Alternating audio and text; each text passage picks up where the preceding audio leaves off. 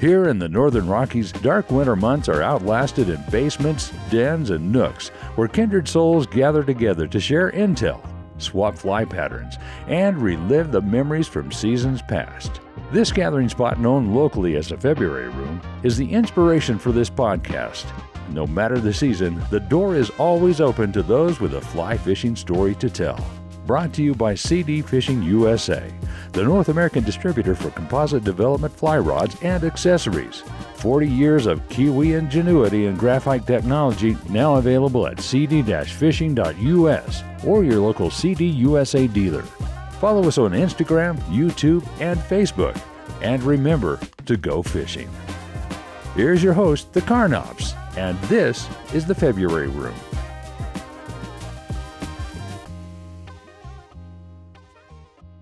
Last year, Justin and I participated in a kids fly fishing program. Ages range from 8 to 10, and it was open to all boys and girls. When we set up the vices, I noticed Odessa, our daughter, was the only girl. I know it's not the lack of interest, but maybe it's the lack of young girls representing the sport. My guests today are making big waves to change that. Welcome to the podcast, Deighan and Lydia from Fly Girl Global. And we have both of our guests are on two different parts of the world. Deighan, can you give a little bit of information about where you are and your age? I'm 13 and I live in Texas in the U.S. Wonderful. And Lydia? I'm 15 and live in the UK in Dorset. Oh my gosh. I'm just so excited to learn more about this program that you guys have created. And before we kick off, we always start with a fly fishing story. And Deighan, I think you have one ready for us to share. Yeah. So before I was born, my grandma had breast cancer and she beat it twice. And so the second time she went to casting for recovery. And so she knew how to cast. And we visit her every single summer in upstate New York. So we were driving to a river because she always goes fishing with us. And I found out that she had never caught a trout on a fly rod. So we got to the river and I didn't even grab my rod. I just grabbed my sling pack and we headed down to the river. I had her pick out a fly and I tied it on. I taught her how to mend, and a few casts later, she just caught a fish, and it was a rainbow trout, and she was so excited about it. And so we kept fishing, and on her very next cast, she caught a brook trout, and she was so excited, and she was just too excited to fish anymore. So we got in the car, and we drove around and looked at more scenery and water. Oh my gosh, I love that story. And I'm sure that was, obviously that's a memory that you have remembered forever. How old were you? 10. Wow. I think. That is incredible. Lydia, when did you start fly fishing? I started fly fishing when I think it was 11. That's incredible. I have to be honest, ladies, I haven't started fly fishing. Gosh, I was much older. I started when I was 22. So I wish I started earlier and had these amazing memories like you just shared with us, Deighan. Lydia, can you tell us a little bit about Fly Girl Global? What is it? Well, we set it up for girls across the world to get in contact with each other and tell each other stories and tying. So how did this all come about, Lydia? Like, how did you get in contact with Deighan and thought, I'm going to start this? Like, how did this whole concept come together? I found it on Facebook. Like, how did you just like type in like girls fly fishing?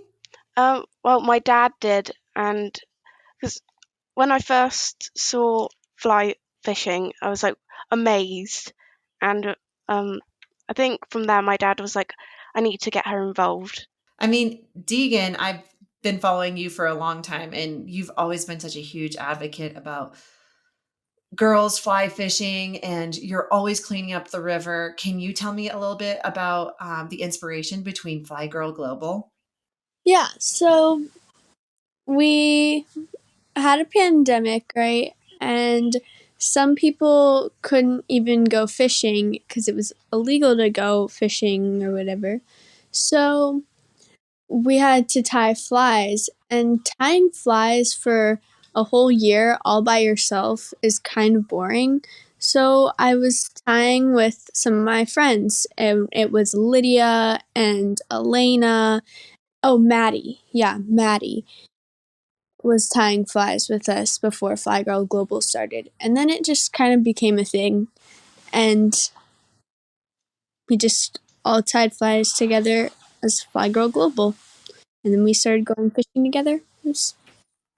And Deighan, is there like particular flies? Like it's I guess for like, is it expert fly tying or is it like beginning, like girls that are just like, hey, I'm just kind of interested in this. I want to start off on tying, a small, like a easy fly. Like how does the process go?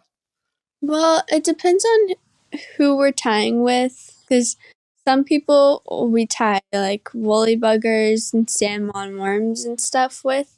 So kind of like easier flies. And it's still really fun. But then some flies are like more complicated and we're tying little crabs and stuff. That's awesome. And Lydia, have you caught a fish on one of the fly patterns that you've tied? Yeah, I like to when I go fishing, I try and use as many of um my flies that I've tied, and I've um there's loads of videos on YouTube that you can look at, like 4D, who I like to copy his patterns. The purple bishop that I've used that works really really well.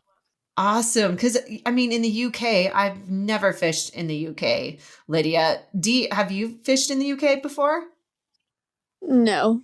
I'm just kind of curious, Lydia, like what kind of waters do you experience in the UK? Like rivers, streams, or like what waters are you targeting out there? Chalk streams and reservoirs, the sea as well. There's a whole variety. That's awesome. Is there a huge interest with your friends in fly fishing? Do you have like a big group of girls that fly fish with you, Lydia? No, it's just me. I'll be talking about it at school and they'll be like, "What?" Has any of your friends been like, "Hey, let me join you"? No, Why do you fly fish? Do you find it to be mentally like puts you in a good place, or what drives you to go grab your fly rod and tie flies? it's just really relaxing. Like you there's nothing else like it. Um you don't have to catch the fish to be happy. You just be in the moment. Like in the mayfly season when you see all the mayflies dancing and the sun setting in the water. It's one in a lifetime experience. You can't recreate it. That is so well said. I completely agree with you. Like we've had I know you're in Texas, D, and but in Missoula, we've just had just a really crazy dark winter and lots of snow. It's been astronomically really cold, and the other day I was on the water and just feeling that same what you just said, Lydia. It just brought a lot of peace, and sometimes when life feels so crazy, it's just like I get this one moment to be on the water. And even when when you have a fish eat your dry fly, you're like, what's underneath there? Like that excitement too. I'm like, I wonder if it's gonna be a big fish. Is it gonna be a small fish? Is it a rainbow? Is it a brown? Dee, I'm curious because what drives you to go fly fishing? It's just fun. You it's not really a whole bunch of pressure and you just go and fly fish. It's just a fun thing to go do. I also feel though, Dee, you take a lot of time to you're very observant about the waters around you because you're always also picking up a ton of trash. What what inspires you to be a huge advocate to these waters?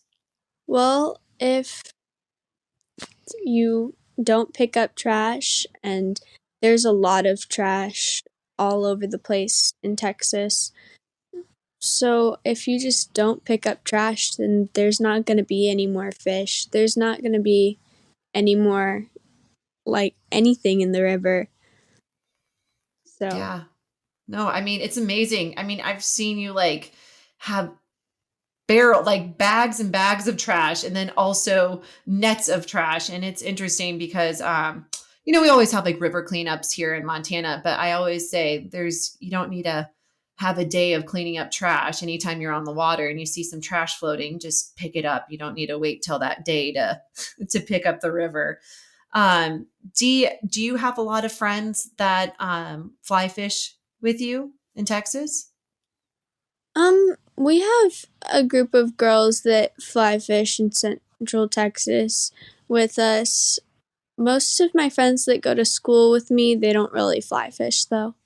I mean, do you see though, Lydia, do you see, I mean, you said that none of your friends fly fish with you, but you said that you have a lot of friends that have interest in it. Is your goal with Fly Girl Global to have young girls get interest in the sport? Yeah, and to um will get the sport known to more people. It's like with my school, I think only one person talks to me about it, and he's always like, "Oh, you fly fish? Oh, that's wrong." But I think he means it in a jokey way. And I'd like to kind of spread the awareness of it so everyone has the opportunity to have a go. Is your goal to have more girls join, Lydia? Yeah. Um, I feel like not enough girls do it. When I've went to events in the past, it's majority men, like very few women. Hmm. And when you do see another girl or woman, it's just like, whoa, you're doing it as well. And it feels rare. Yeah, without a doubt. Like I said, when we were doing that kids fly fishing event, I was really shocked. And Odessa was at the time 5 years old, and she just was able to go with me by default. And I thought to myself, I know it's not because they aren't interested. I mean, Odessa sitting on the vise with feathers, she was in pink. That's her favorite color. She was having the best time ever. And grab her a fly rod, and she's so willing to want to be part of the sport and be involved. Dee, what do you think is the biggest hesitant about why you think girls are hesitant about joining fly fishing? I think that girls are hesitant about joining fly fishing probably just because they're afraid of being judged. They just think that it's a guy's sport and they just don't want to be judged for it and they just don't think they'll have a good time. What do you Yes. think is the mission, Dee, for Fly Girl Global? The mission for Fly Girl Global is probably to give girls confidence in fly fishing, to learn new patterns, to get more girls in fly fishing, because if there aren't any girls in fly fishing, then there's probably going to be barely anyone fly fishing when we're older, because that's just going to go back to men's sport. Without a doubt. I mean, you got to start. I wish I had um I wish I had you ladies to teach me the sport when I was younger. Just because if we see more young people involved in it, the more like girls can see themselves doing the same sport. And so I just think it's so amazing. And you both are in school and you're taking time throughout the day to be advocates for the sport, because I also think when you have a love of a sport, the more you have want to be good stewards to the rivers and the trout and conservation. And so with passion comes conservation. Would you say that's true, Lydia? Do you find yourself like wanting to protect these fisheries more because you're so involved in the sport and you love it? Yeah, it's not like we're going to be around forever, and it's something else for the next generation. Is even when I go fishing, there's just rubbish and litter everywhere. And we were watching this TV program with Paul Whitehouse, and it was about that how much sewage was being leaked into the rivers, and it's disgusting, really. Yeah, and because you love these rivers, you're like, let's make some changes. Let's, pick up the trash and become the voice for the voiceless, which are the rivers and the ecosystem of these where these fish live. Dee, what would you like to see with Fly Girl Global in the future? I would like to see more girls in the sport of fly fishing. I would like to see more girls being confident about being in fly fishing. I want people to be able to see, oh, look, there's girls in fly fishing. That's so cool. I want more girls to be picking up trash and caring about the environment. Yeah, get out of your comfort zone. Lydia, do you know how many members do you have at Fly Girl Global? Um, no, I can't remember. Dee, do you know? We have over 150 girls who have tied with us so far. Wow. And so the goal is like you guys, how does it work, Lydia? So is it like once a month you guys do fly tying, or is it just like, hey, this coming up next week, we're gonna be tying a woolly bugger? I think it's more like, does anyone want to join me now? I'm gonna go on, or tomorrow. Okay, awesome. And who leads? Do you have someone who leads the fly tying, or do you guys have special guests that'll be like, hey, I would like to join you and tie some streamer, or is it just strictly girls that are tying flies? D. Well, we just, as Lydia said, we just who wants to tie today or tomorrow, and normally we'll take turns like teaching a pattern, and occasionally at our Christmas party that we do, or holiday party, sorry, we we have a girl teach each step of a fly, or we'll just all tie flies together. That is amazing. So if someone hasn't learned, who's never sat on a vise before and tied flies, do you give them a step by step on how to do that, Lydia? Yeah. So when me and Dee called a few days ago, there was a fly that she was tying, and she offered to say, "Oh, do you want to have a go doing this?" And we did. I was quite happy how it turned out because I never tied that sort before. That's awesome.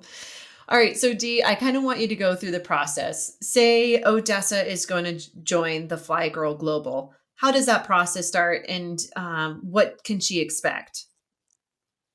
Well, normally we have her tie with us, just like see how she likes it, and if you like it, then you get added to our scheduling group chat. And I think we have two of them because they're on Instagram, so there's only like a certain number of people, but my dad is constantly like copying and pasting things over onto both of them and setting up group ties and stuff.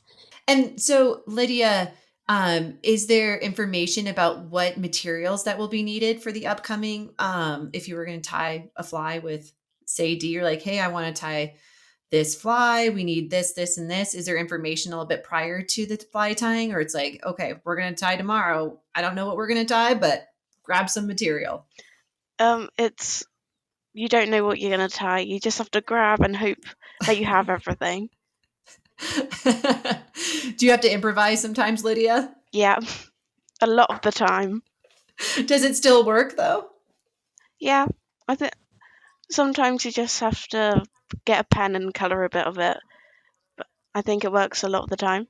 Oh yeah. I mean, sometimes it always shocks you the things that sometimes those trout will eat. And sometimes when they've been seeing the same bug all the time, it's the ones that look a little bit kind of similar, but has just a little bit of different coloring that catches their eye. Lydia, I know you have a fly fishing story lined up for us too, and I'd love to hear it. Well, the first time I saw it, it was when Mum picked me up from school because Dad was fishing, and we walked over. I was like, "Whoa, this is a quite big reservoir." I didn't know if it was a reservoir. I just thought, "Oh, water." And I saw him casting.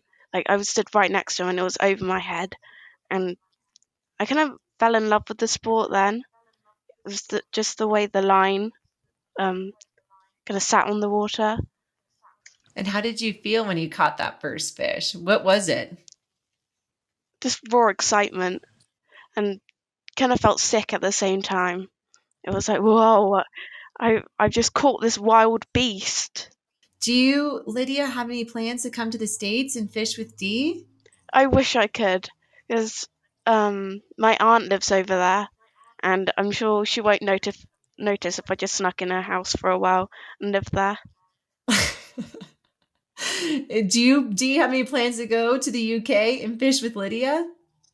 I don't think so, not yet. I would like to go fishing in the UK. I don't think I've ever been outside of North America, but I do have a passport now. Oh, that's awesome. I have never been to the UK, so but it sounds like the fishing is really, really amazing. So, Dee, there must be so many people out there who have young girls who are like, hey, I want them to be involved in this. How do they go about being involved in the Fly Girl Global? They just tie with us and they like it, they join, and if we have someone who lives near them, I forgot to say this before, but if we have someone who lives near them, sometimes we'll connect them and say, hey, this person lives near you, maybe you could go fishing together. Or whenever we go on our little East Coast trip up to the Adirondacks to go see my grandma and grandpa, because we go on a road trip, we'll stop and fish with some of the girls in Fly Girl Global then. And you just kind of join and tie flies and fish, and it's fun. That's awesome. And you guys are on Instagram and Facebook? Yes. Awesome. Lydia, if you have any words of encouragement of maybe some girls that are scared of fly fishing and feel intimidated, what are your words to those young girls? If you want to join, just ask. There's so many friendly faces in our group, like everyone. If you see on Instagram, you're like, oh, should I ask? Yes, you should. It's something that you can't regret.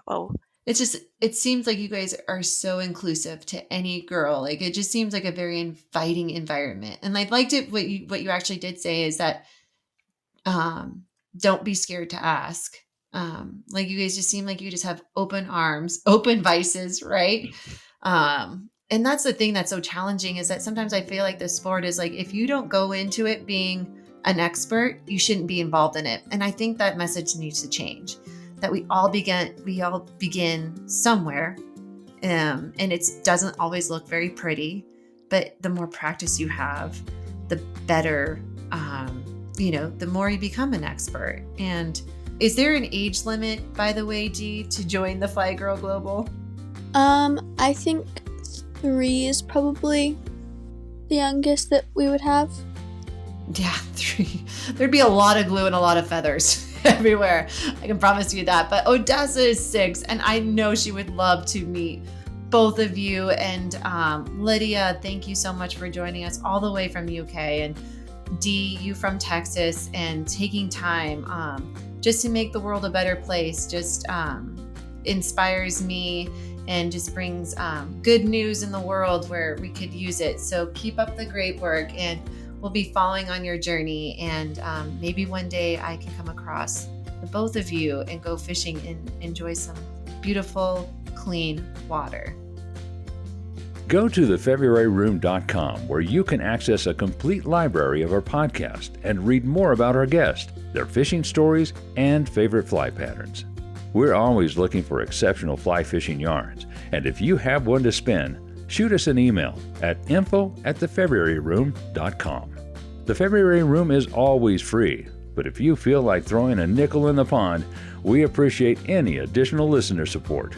For companies and individuals interested in sponsorship opportunities, please contact us for our media kit. Thanks for stopping by the February Room, and we'll see you down here next week.